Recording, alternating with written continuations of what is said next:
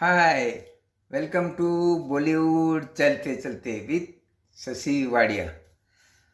हम बाबूराव जी पेंटर जी की सिंहगढ़ की बातें कर रहे थे और हमने गूगल जी को कहा था कि उनको लिंक मिल गई है। तो पहले हम गूगल जी का प्रॉब्लम सॉल्व कर देते हैं, उसके बाद हम फिर से सिंहगढ़ की बात पे आ जाएंगे।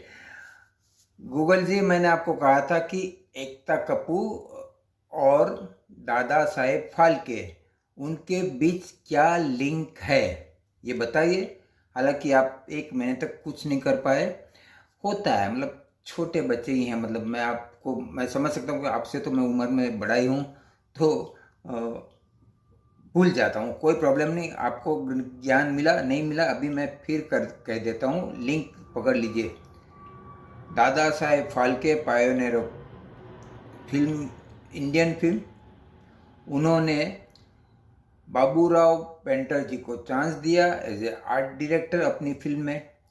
बाबूराव जी ने चांस दिया चलते फिरते लड़के को जिसका नाम था शांताराम। वो बने अन्ना साहब वी शांताराम। और बहुत सालों बाद जब फिल्म टॉकी फिल्में स्टार्ट हुई, तब उन्होंने बहुत बड़े आदमी होने के बाद राजकमल स्टूडियो में एक ऐसे ही चलते फिरते लड़के को जो छोटे रोल के लिए आता था उसको हीरो बना दिया, क्योंकि वो चेहरा उनको मन में बसा था कि ये कैरेक्टर हैं, जैसे बाबूराव जी के साथ हुआ था शांताराम जी के चयन के वक्त। और शांताराम जी ने जो लड़के को चांस दिया, वो लड़के का नाम था जितेंद्र रवि कपूर, जो बाद में उन्होंने अपना नाम जितेंद्र कर दिया था। और जितेंद्र ने चांस किसी को नहीं दिया, लेकिन उनकी बेटी हुई एकता कपूर। एकता कपूर ने बहुत लोगों को करोड़पति बनाया, मतलब बहुत लोगों के कैरियर्स बनाए, डायरेक्टर, एक्टर और राइटर्स। और अभी तक वो स्रोत चालू है एकता कपूर का। तो एकता कपूर ये सब कर रही है क्योंकि वो लिंक स्टार्ट हुई थी दादा साहेब फाल्के से। सो गूगल जी, अपना किस्सा ख़त्म। आगे फिर से हम कुछ नई बातें फिर से मैं आपसे पूछूंगा, बात करेंगे। हाँ, हम लोग अपने मेन टॉपिक पे आ जाते हैं। Producer, director, cameraman, talented and successful man Baburao ji Painter. अब पेंटर जी ने जब सिंहगढ़ बनाई तो मैंने कहा कि एक हादसा हो गया कि वो घोड़े से गिर गए और उनके मुंह जबान पे एक चोट आई और लाइफ टाइम उनको बोलने की कुछ तकलीफ रहेगी, मतलब ठीक से बोलना फिर लाइफ टाइम कभी उनका हुआ नहीं। लेकिन फिल्म फिल्म सॉलिड चली। मतलब नोवेल्टी थिएटर में जो ग्रांट रोड, लिविंगटन रोड बॉम्बे में है, स्थित हैं, उन दिनों 16 वीक्स, 16 हफ्ता तक फिल्म चलती रही। इतना पैसा कमाया कि वो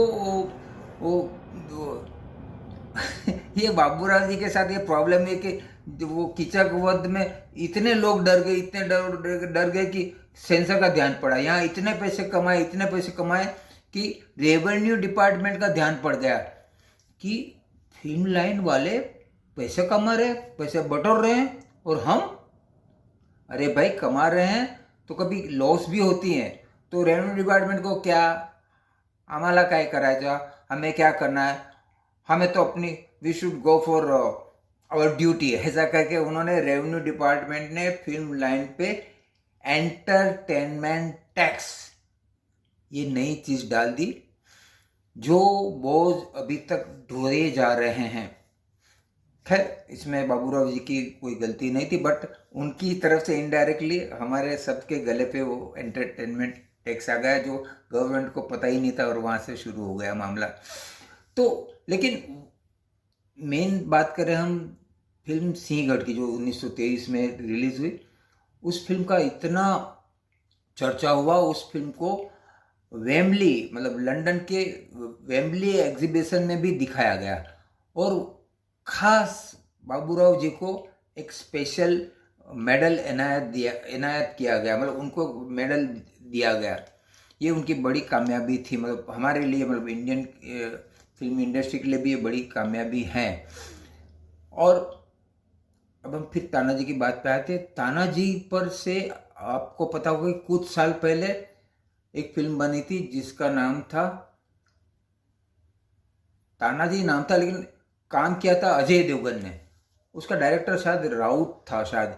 वो फिल्म भी बहुत चली थी, मतलब बहुत बहुत बहुत अच्छी, बहुत, मुझे लग रहा है कि 300 के क्लब में, 300 के क्लब में अजय देवगन उस वजह से आ गया, मतलब उसकी टैलेंट की वजह से आ गया। हालांकि वो डायरेक्टर की उसके बाद और एक फिल्म भी आई थी, आदि पुरुष, बट नहीं चली। सब बैड लक या bad film, we don't know, उसमें मैं नहीं जा रहा हूँ। वो फिल्म नहीं चली थी। फिर हम तानाजी की बात पे आते हैं कि तानाजी देने के बाद इन्होंने फिर से हिस्टोरिकल एक फिल्म बनाई जिसका नाम था कल्याण खजाना। उसकी बात हम नेक्स्ट एपिसोड में करेंगे। Thank you very much.